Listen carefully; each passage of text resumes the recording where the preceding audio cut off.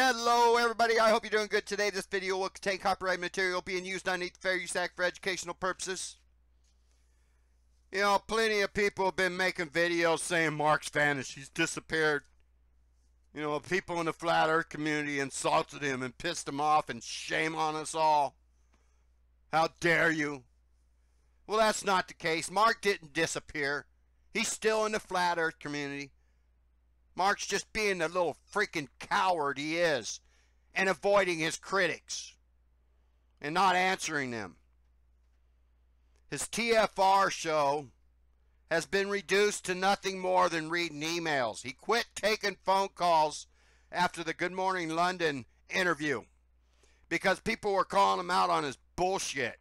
And the only people that were calling him were the same handful of people. Zulu One and some guy in Santa Barbara, and you know, a couple of other people. The same week, you could go listen to his previous shows. Week after week after week, it's the same freaking clowns calling him.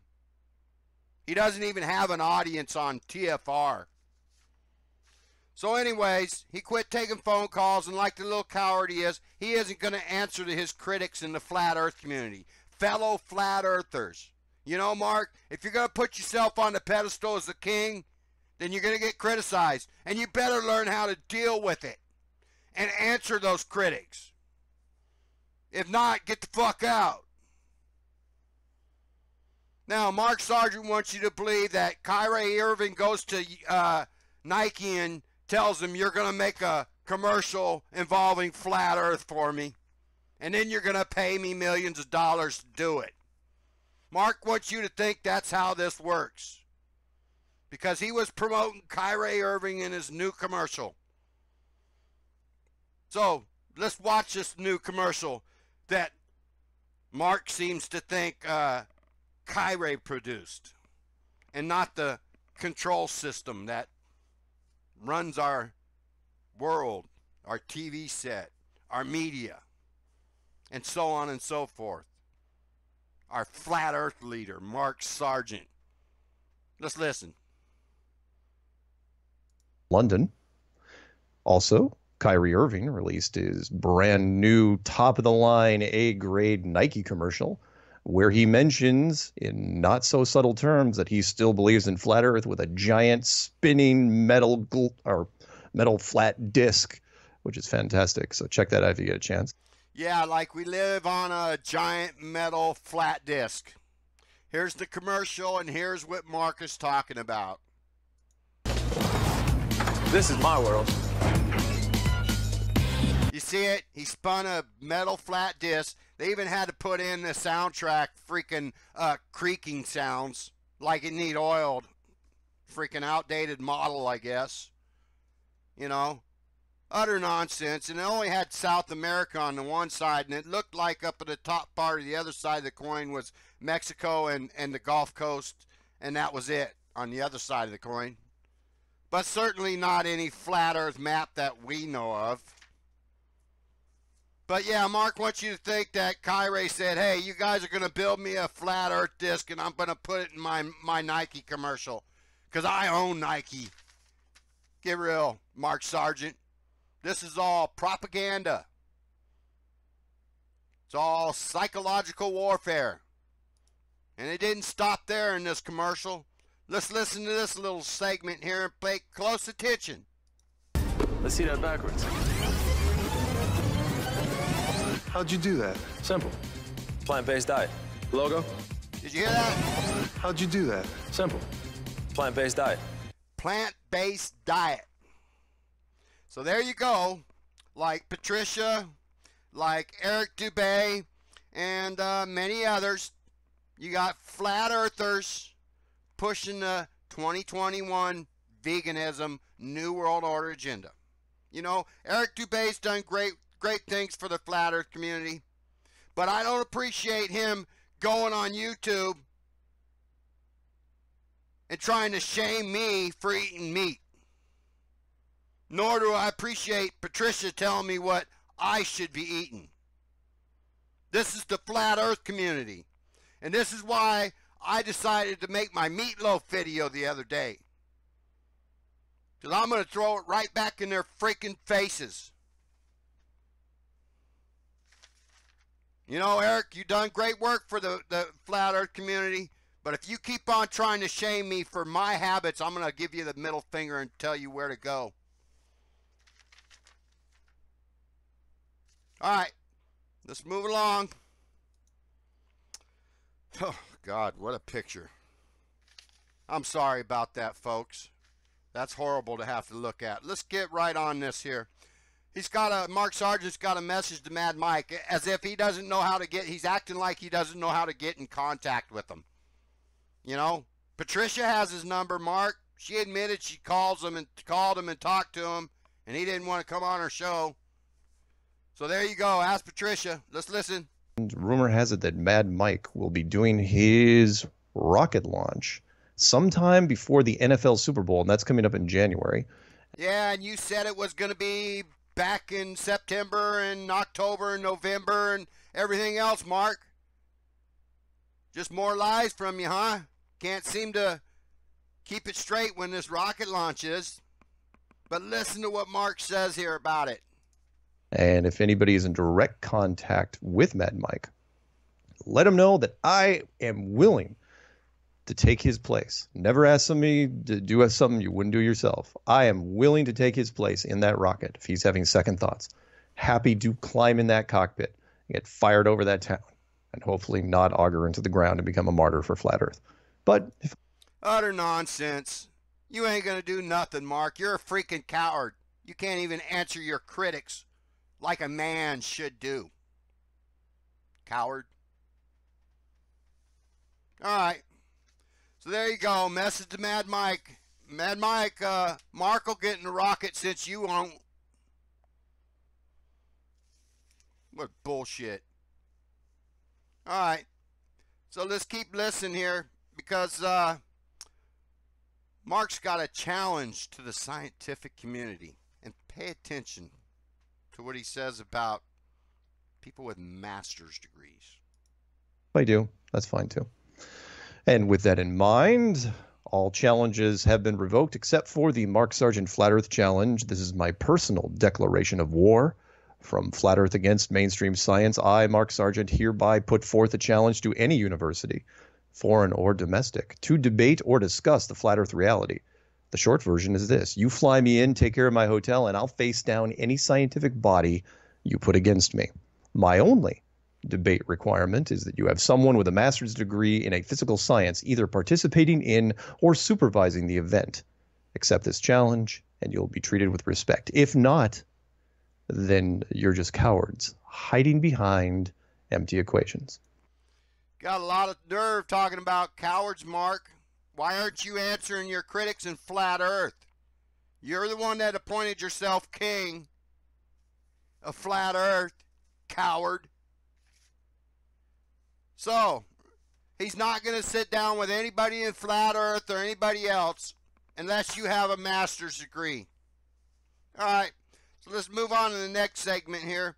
Let me break this down to you because this guy asks a long question to Mark in an email. Basically, he asks him, well, if everything we see is a projection, how come I could track satellites and track the use apps to track satellites and use apps to track the ISS? He says I could track the ISS going in front of the moon or the sun. You know, and the guy claims he took a picture with his telescope of the ISS traversing in front of the sun. But yet the guy couldn't supply that photo to Mark. He had to use another photo on a website. So this is Mark's reply to this guy about Mark's projection system and all of his other nonsense. And remember, he's just doing damage to the flat Earth community, because here you have a ball earther asking honest questions. When all Mark had to say was, what you're seeing up in the sky is wandering stars, and they've been around for hundreds of years. I remember back in the 60s, I used to camp out in the backyard with my next door neighbor in the summertime, and we used to watch them. I mean, all night long, you could see them traversing the sky. And nowadays, they're called satellites and space stations. Utter nonsense. That's all you had to tell the guy, Mike, or Mark. But let's listen to what the guy tells Mark. And he shows me a thing on transitfinder.com with a picture of the sun with something going in front of it. It's like, look, it is part of a giant display system. That's where I'm going to start here. And that is, currently our technology is more or less limited to what can be seen at night. So you go into a planetarium, we can display stars and all the fun constellations and the moon and the waxing and waning crescents and blood moons and even comets. We can do those in the night sky with this is old technology, from back in the day when planetariums were used on the weekends for showing like laser Pink Floyd and laser Led Zeppelin, that sort of stuff. So this technology has been around for us and imagine what we can do now if we converted those planetariums to use like whatever the LED technology is, OLED or XLED or whatever the new one is. What does this have to do with your projection system you say is the sun, the moon, the stars, and everything else, Mark? You're talking about a freaking building with a dome on it. You're not talking about the Earth. In 8K, imagine what we could do right now if you spent a few million bucks on the ceiling of a current planetarium. We can do that. Our current. Oh, so now he's talking about the dome above us. He wants to spend a few $million to upgrade it to 8K, I guess. You see the utter nonsense, this bullshit. Let's keep listening. Right now. In fact, I put out a video recently. I think it was the company was called Colux. Yeah, we need to see if Colux or whatever in their technology, what the company comes back to, what their patents are. I have a suspicion Metatron might be involved in this. I believe which they have now designed flat panel monitors that can simulate I can't think of it. Sunroofs and skylights. Oh wow, geez, that totally threw me for a second. There's skylights in a ceiling. So you've heard the old construction saying, as useful as a skylight in a basement. You can put skylights in basements now. All it is a flat panel television that can absolutely simulate a sun penetrating an atmosphere, and it's blinding with a blue sky behind it. And they've had people, what they've done is they've gone up into buildings, like not to the top floor, like the second floor or the third floor down, and they've installed these skylights. And they've had people walk underneath them and absolutely will fool them. The people will look up, just glance, and they'll say, oh yeah, it's a sunny sky. You're looking through a glass ceiling. And we can do this right now. So do not tell me that what you're proposing here is impossible. We're at that stage right now where although our civilization will probably collapse before then, but we're at the point where we can start simulating some of the really high-end crap. And I thought that particular technology wasn't going to be ready for a while, and it is right now. Anyway, sorry. Let's see. Was there anything else he said about this? No. So honestly, with someone like this, an amateur astronomer, he's kind of lost anyway. There's not much I can do for this guy, because amateur astronomers are already, they're not full blown. They don't have a master's or a PhD in astronomy or astrophysics, but they might as well be. They're like a space groupie, where they absolutely believe wholeheartedly. I mean, Star Trek and Star Wars, the physical properties of transwarp space and light speed, they believe every aspect of it. It is their gospel. So not much I can do for him. I mean, I can tell him, like, look, we can do this, but he's not much I can kind of show him the way. I can put the idea in his head, but I don't think it's going to get much in the way of traction, because he's too far along. And I've said this since day one. Anyone that's got a master's degree in a physical science or higher in a physical science, be it astronomy or astrophysics or geology or hydrology or whatever it is, the doctrine's just too far in their head, and they're just going to have to listen to mainstream, and hopefully they'll get some. So there you go. People with masters in science and whatever, astrology, and all that, they're too far gone. But listen to what he said here. My only debate requirement is that you have someone with a master's degree in a physical science either participating in or supervising the event. And that's just what happens when you're paid to lie your ass off. You forget what you say at one moment in time, and then you contradict yourself down the road a few minutes later. This is what happens when people lie, like Mark Sargent. Mark Sargent, the coward. He doesn't give people with master's degrees any time, as he just said in that previous clip.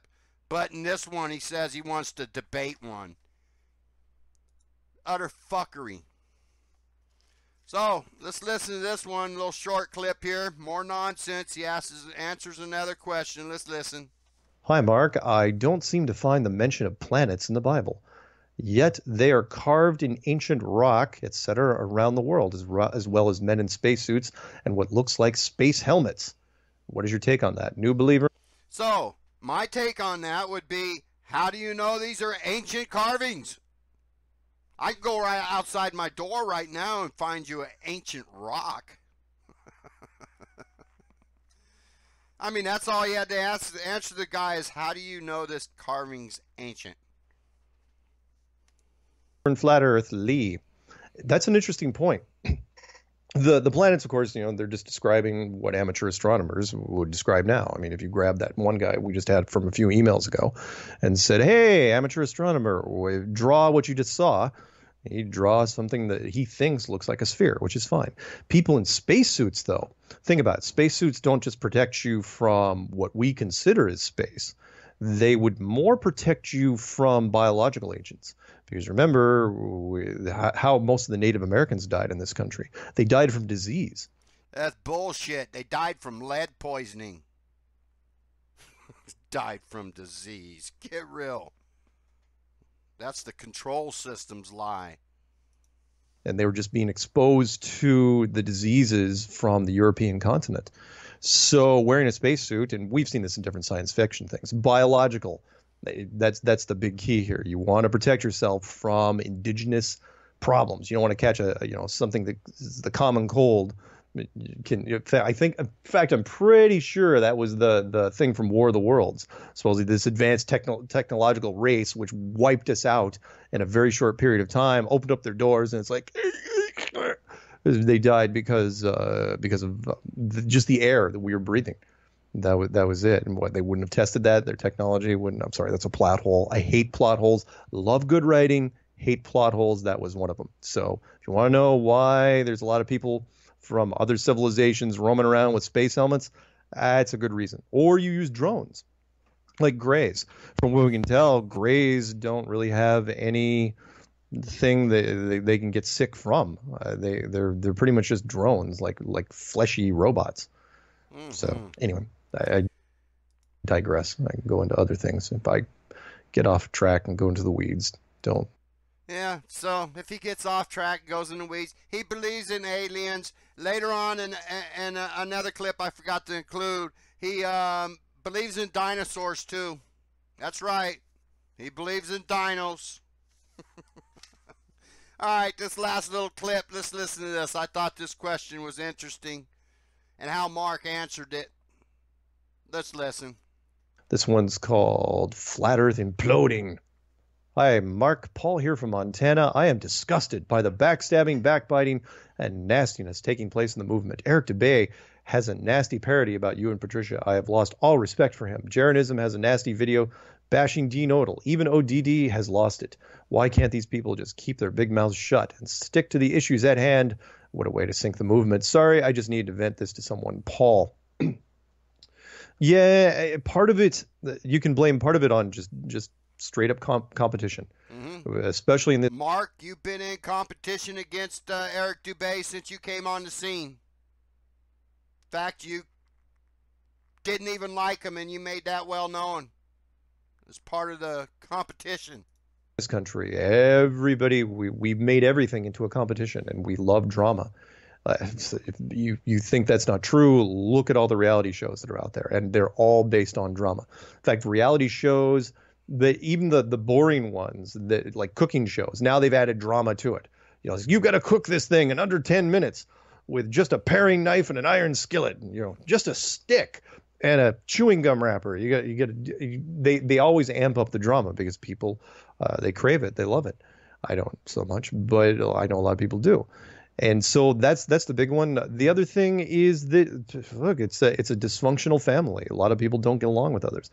Eric, who knows what Eric's doing, although his channel was destroyed recently by YouTube, mostly for hate speech because of his hit. Tell me, Mark, where was his hate speech on that video? There was no hate speech. It just went against what another group claims happened. He's questioning history. That's not hate speech. Stuff. And Jaron going after Dean Odell, I mean, it's his right if he wants to. I hope. Oh, see, it's his right to go after people like Dean Odell. Good old Jaron boy. But if we do it, we're trolls. Yeah. It's okay if Jaron makes a video about Dean Odell. But we're trolls if we make one about Mark Sargent. Mark, you're a coward. You fail to answer your critics in the flat earth community. Master degree or no master degree. You fraud. Have a good day, everybody.